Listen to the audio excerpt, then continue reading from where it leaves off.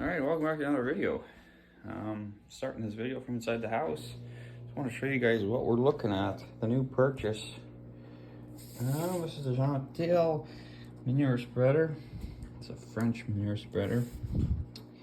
I don't know if you guys recall what ours is, but it's a John Deere Hydro Push. It's an older model, I think from the 80s. These are around 57,000. It's got a guillotine style door, vertical beaters, hydraulic brakes, hydraulic jack. It's a pretty sweet machine. We can also spread lime in them too. So I'm pretty stoked about this. I don't know what your guys' opinion or girls' opinion are on these manure spreaders, and if you have one or not, let us know what you think. I think we'll be into it'll be something pretty good. We're going to be getting the single axle, I believe, this one here. So not the smallest, but I believe a size up from the smallest, the 1512. So yeah, we'll see. We're doing we have this co-op group called Kuma, where we buy the Kuma actually buys the machine, and it's like a shared partnership, so we can like buy it with a couple other farmers just to spread the costs out. That way the government, I believe, pays the interest on the loan. We just pay the principal, and it's divided by two people over 10 years. So it's kind of a good thing to have these Kumas. We do it with the bale wrapper too, the Kuma.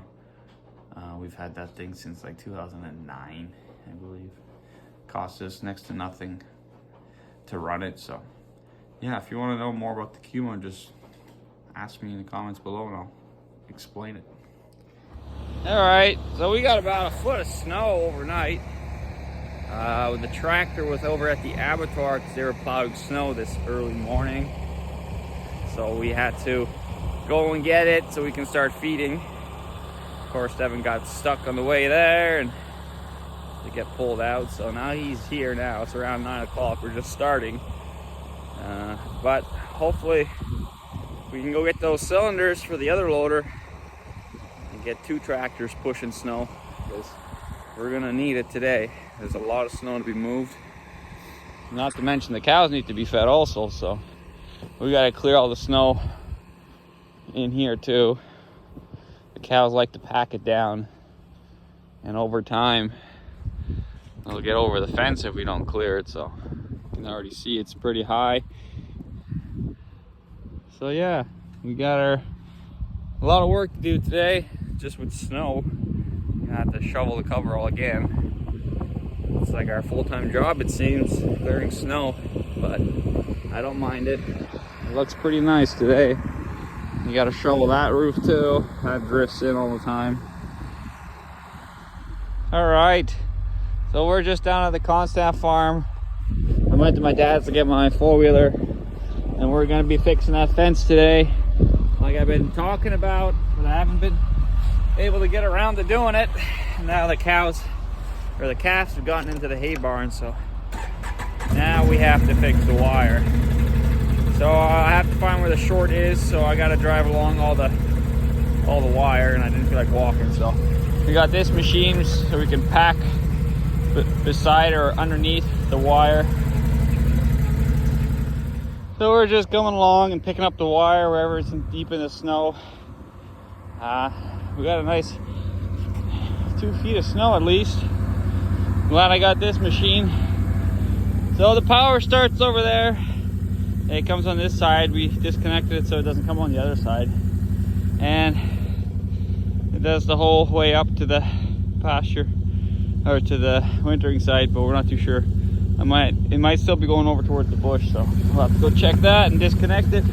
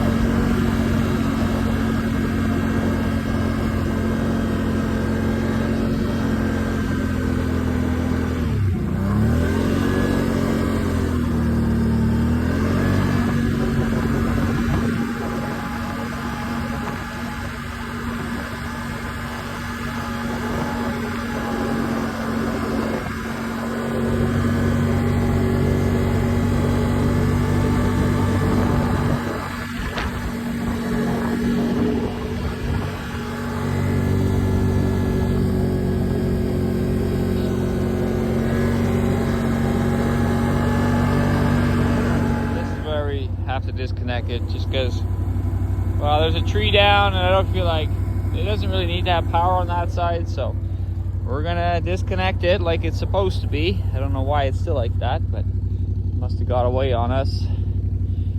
And this side too, obviously, so it doesn't have to go there. It goes on this side, it goes along, so disconnect this. So this is what I'm working on. If you don't remember, in the fall time I spent about 3 days building this for scraping or picking manure up. We just push the manure when we scrape the pad so we can scoop it up. Well, somebody decided to destroy it when they came to clean. They quickly pushed it in. There was 2 wires here. 1 wire ripped, and then he dumped all the material on top of the wire, so now the wire literally is frozen in, shorting out, so I gotta cut that off. I ended up putting this wire back on because the steers were jumping right and going out there. That's a result of no power for 1 day.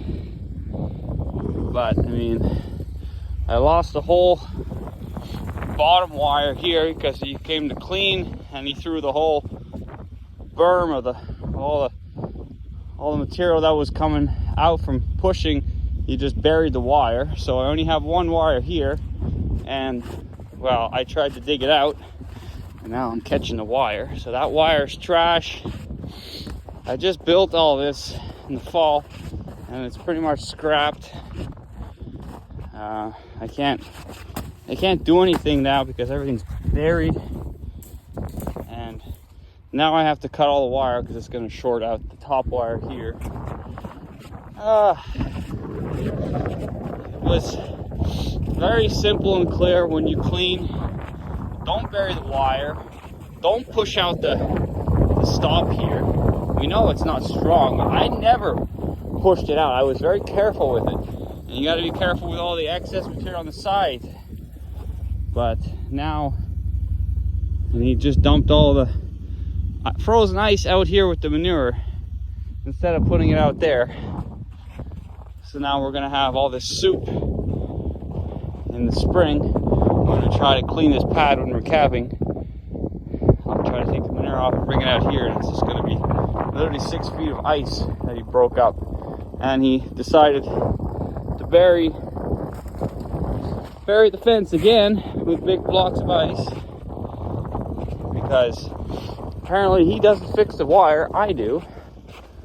So now I have to dig out frozen wires because some idiot decided that was a good idea to go clean off a cement pad in the winter time, something we don't even use.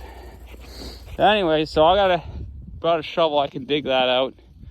I can disconnect some wires and hopefully we can get some power on everything.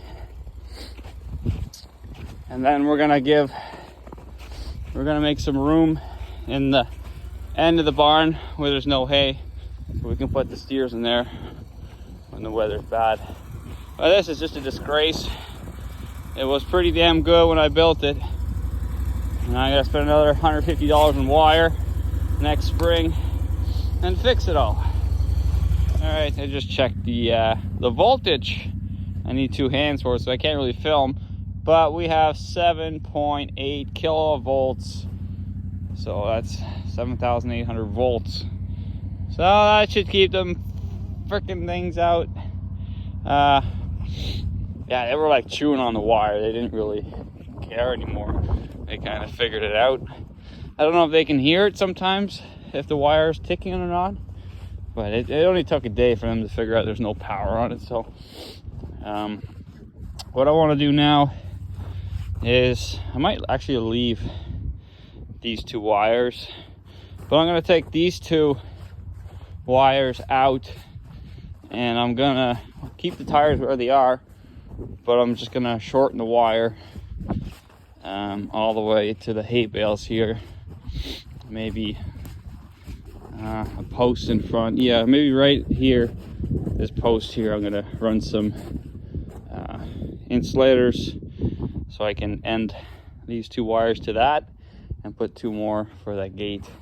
so we can put, well, we can fit a fair bit of steers. We have 1, 2, 3, 4, 5, 6 bays, 16 feet, I think. Yeah, 16, yeah, 6 bays of 16 feet. So that's almost half the barn, I'd say. 1, 2, 3, 4, 5, 6, 7, 8, 9, 10. Okay, 10 and 6. So yeah, that's still enough. We'll shred some hay in here, or some bedding.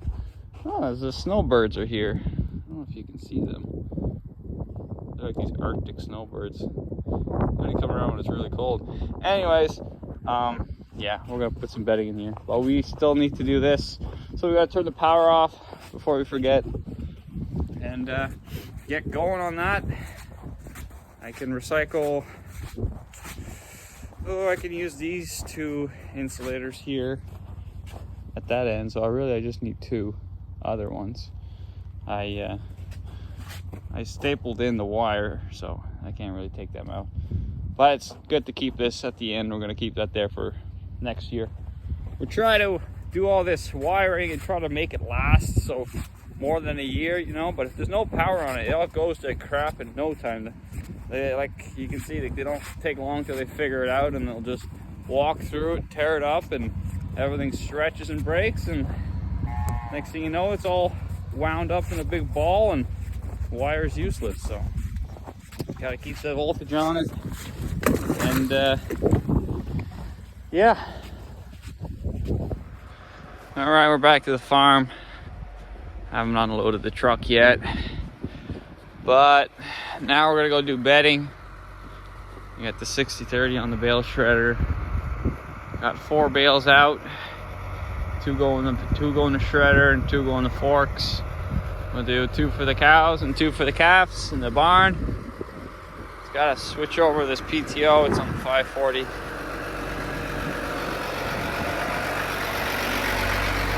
And the shredder is still already blocked up pretty good with net wrap, but I don't feel like setting it on fire yet, so change this over.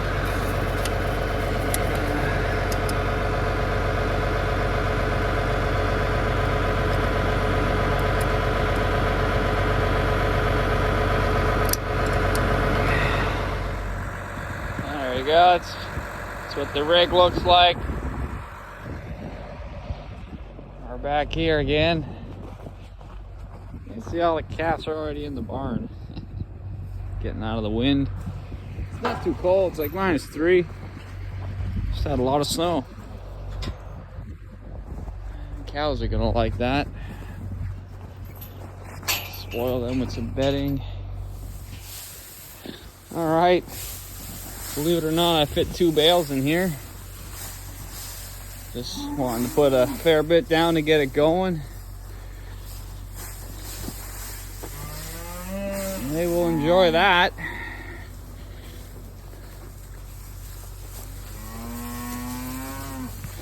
We got some Sudan, and it didn't grow so well, and there was a lot of weeds in it, so we ended up just drying it down. And we were gonna make hay with it, but and I'm just using it for bedding. That way they pick out what they want anyways. So they're pretty crazy. As long as they don't run through the wire, I'll be happy. We still got some hay out there they're laying on. And let's go check the feeders. I think we're gonna have to start feeding more, because they're eating a lot. We're up to about 3.5 pounds a head of grain per day, so that's why they're so crazy. They're completely changed as soon as you start feeding more grain. They were so calm before. As soon as you start feeding grain, they're just wild. Energy just goes through the roof. Yeah, it's like 4 o'clock and they're already pretty much done. So I think we're gonna feed them 3,500 tomorrow. We just don't wanna, there's a little bit left. You don't wanna be starving you guys, eh? we also like them to eat some hay. It'd be nice if we could mix a little bit of hay into the mix. It's just kind of a pain in the ass. And it tends not to mix very well. Yeah, we can probably feed more tomorrow for sure. Always have one empty feeder, so. Besides that, they're looking good. Now we got a good electric fence. We're not gonna tear into the hay bales anymore. So yeah, one thing done today. We also have a bull we gotta separate out of here before it's too late.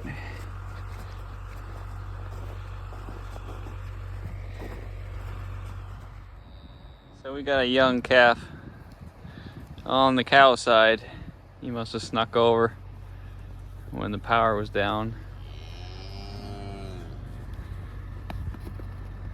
These cows will be watering or drinking all day and all night. There's not enough room for all of them, so they just drink constantly. Poor water pump must be running 24/7. Supposed to have 3% of your herd being able to drink at it once, and now we only got 1%, so that's why. If we flipped it around, we could get 2%. But yeah, these bulls are good, but they're just too small for that amount of cows.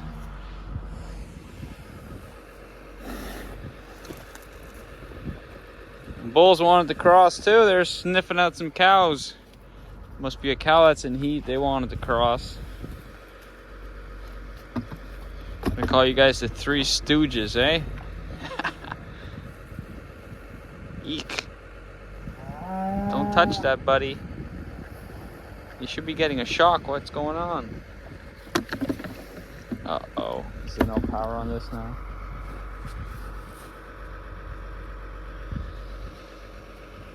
Over 6 months or so. Those $400 cylinders are in, both of them. We don't know if they hold oil yet, but Devin just had to bend this lever here to lock it in because it's always in the way. Just gotta weld it on now. Cool. 3 weeks later. Yeah. You see that? Cool, cool, cool. Now we get that out of here, and we got more room for activity. While Devin works in the shop, I'm out here in the snow. If you recall, last video we broke this. This is to clean snow off the roof, so we gotta clean the cover all off. Anyways, snow was so deep when I pulled back, it broke the plywood. So I have to unbolt it and fix it, and we'll give it a go once again. This is the Mark II, rebuild 1 on this Mark II, so we're getting there. Eventually we'll figure it out. Devin was just telling me how he hit the ditch with his car today. He said he was turning, but the car went straight and hit the ditch and rode up onto the guardrail. My dad had to go pull him out. Told him to pull the handbrake, but apparently he did, and still couldn't get out of it, so that's pretty funny. So I'm looking for another sheet of plywood for that snow blade there. I went with 3/4 inch, I think, last time. So I'm gonna get 2 of them this time, and then I'm gonna put a steel plate in it, and then that's the last time it will break or bend, hopefully.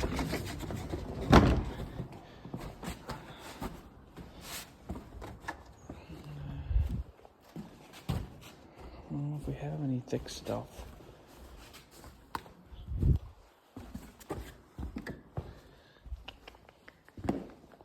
Oh, it's just thick. Oh, is this something battery made? Okay, we'll keep looking. Maybe some 2x6 will do. Alright, so this is done. We're gonna bring it to my dad's.